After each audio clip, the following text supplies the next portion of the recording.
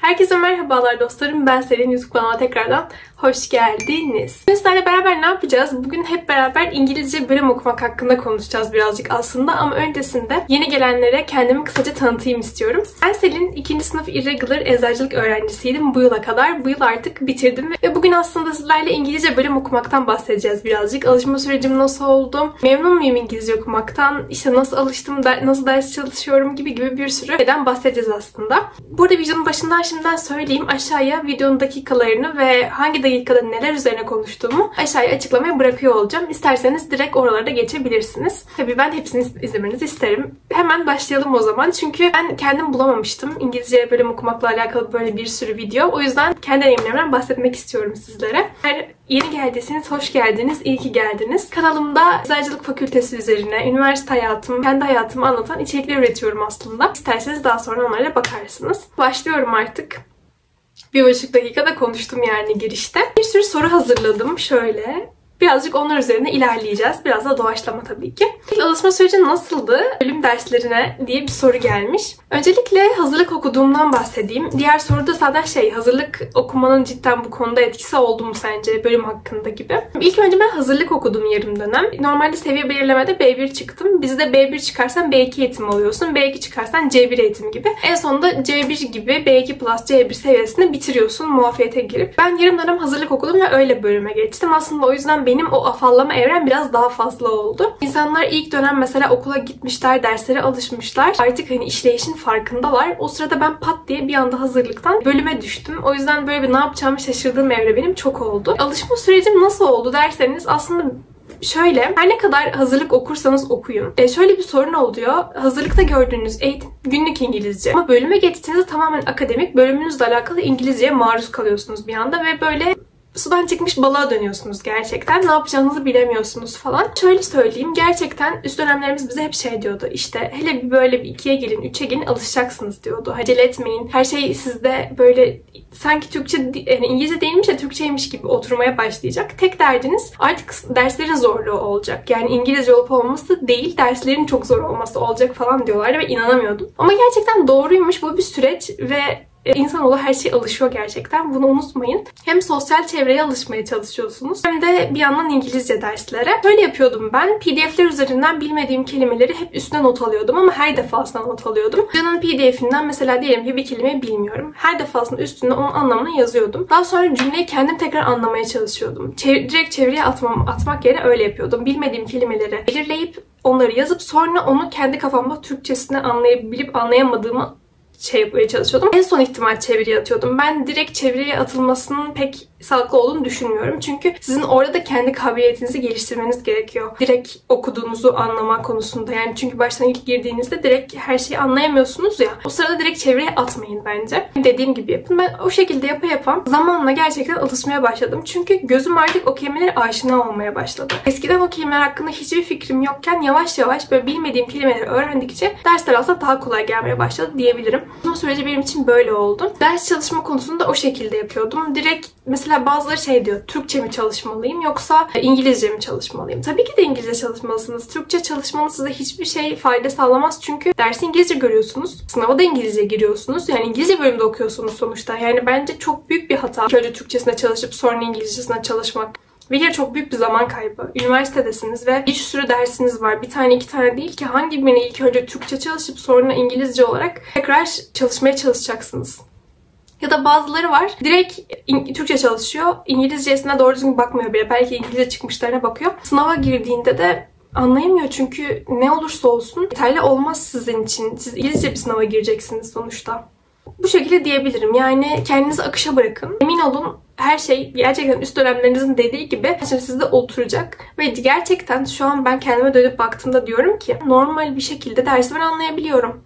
Dinlediğimi çok rahat bir şekilde anlayabiliyorum. Hocalar ne anlattıysa sınavlarıma çalışırken İngilizce olması benim için bir dert halinde gelmiyor artık. Sınavlara girdiğimde, soruları gördüğümde bu ne demek ya ben bu soruyu hiç anlamadım demiyorum, anlayabiliyorum gibi. Yani kendinizi sürece bırakın. Gerçekten zaman içinde her şey düzelecek. Gelelim diğer soruya. Tekrar olsa tekrar İngilizce bölüm seçer miydin? Pişman olduğunu hissettiğin oluyor mu? Açıkçası ben tekrar olsa şu an tekrar seçerdim. Hatta Türkçe okumak böyle bir garip bile geliyor demeyeyim de öyle oluyor yani. Siz kendiniz buna alıştıktan sonra bu dersleri Türkçe gören birini mesela slaytlarını görmek falan böyle bir insana garip geliyor açıkçası. Bu sefer de alışınca da diyorsunuz ki ya Türkçe iyi ki seçmemişim ya diyorsunuz. Bir şekilde yapıyorum. Düşündüğüm kadar da zor değilmiş gibi düşünmeye başlıyorsunuz. Ve şöyle bir durum da var.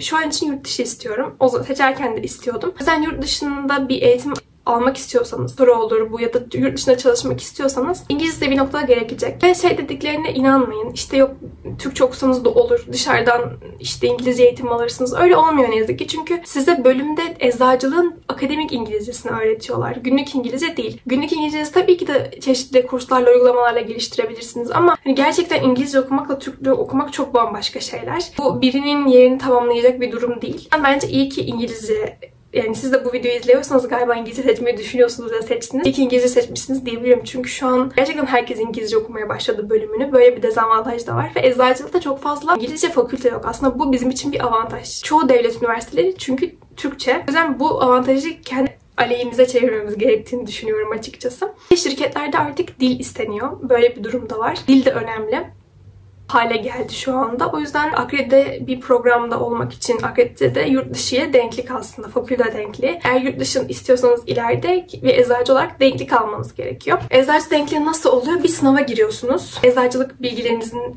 denetlendiği mi diyeyim. Öyle bir sınava giriyorsunuz. Ve sonra denklik aldıktan sonra, sınavı geçtikten sonra orada çalışma hakkı kazanıyorsunuz. Başka bir ülkede eczacı ünvanına erişiyorsunuz. Yoksa şu an biz pat diye gidemiyoruz yani yurt dışına. Bu da oradaki dil sınavı, eczacılık sınavı İngilizce olduğuna göre İngilizce okumak çok yararlı olacaktır yurt dışı düşünenler için. Onun dışında bir şey varmış. Önce Türkçe çalışmaya mı doğru buluyorsun? Nasıl çalışmalıyız? Zaten söyledim az çok. Kesinlikle Türkçe çalışılmaması gerektiğini düşünüyorum ilk etapta. Çok zorlanırsanız. Ben çok zorlanırsam ancak Türkçe çalışıyordum. Ya da mesela güzel bir YouTube kanalı bulamadıysam İngilizce olarak Türkçesini izliyordum ilk önce ama konu anlatımını Türkçe izliyorum ama mesela nasıl dersler biliyor musunuz? Genel kimya, analitik kimya gibi dersler. Analitik kimyada, organik kimyada Türkçe dinleseniz de çok bir şey değişmez. Çünkü zaten işlemsel mesela. Sonra kendi PDF'lerinizden, hocanın PDF'lerinin üzerinden soruları İngilizce falan çözdükten sonra o oturur. Ama mesela farmakoloji, giriş, patoloji, fizyoloji gibi böyle direkt sözel ağırlıklı, matematiksel işlem olmayan, işte matematik, kimya gibi değil bu dersler. Sözel dersleri Türkçe çalışırsanız çok şey kaybedersiniz. Çünkü bu dersleri sözel çalışmanın hiçbir anlamı yok. Size çok zaman kaybettirir. Ama dediğim gibi sayısal derslerde eğer anlamıyorsanız ilk önce güzel bir YouTube kanalı da bulduysanız ilk önce Türkçe dinleyip mesela sonra kendi PDF'lerinizden yine İngilizce çalışmaya devam edebilirsiniz. O şekilde yapabilirsiniz. Çok zorlanıyorum. Ne zaman alışmaya başlarım? Dediğim gibi 3. sınıf geldiğinizde, 2'yi bitirdiğinizde, hatta belki de 1'in sonunda bile, regular olduğum için 3. sınıf diyorum da aslında 1'in sonunda toplam 2 dönemi bitirdiğinizde bence ben yapabiliyorum ya, galiba bir şeyler oluyor demeye başlayacaksınız hissiyat olarak. Çalışırken de kendinizi daha rahat hissedeceksiniz dediğim gibi. Çünkü gerçekten insanız ve sürece alışıyoruz bir şekilde. Bunu unutmayın hiçbir zaman. Avantajları ve dezavantajları nedir sence? Bir sürü avantajı var. Birazcık bunlardan bahsettim. Şimdi biraz dezavantajlarından bahsedeyim aslında. Birazcık ilk etaplarda özellikle çalışmanız çok daha uzun sürüyor. İngilizce, Türkçe bir bölüme göre. Çünkü sonuçta çok da hakim olmadığımız bir dilde üniversite okumaya çalışıyoruz. Bu hiç kolay bir şey değil.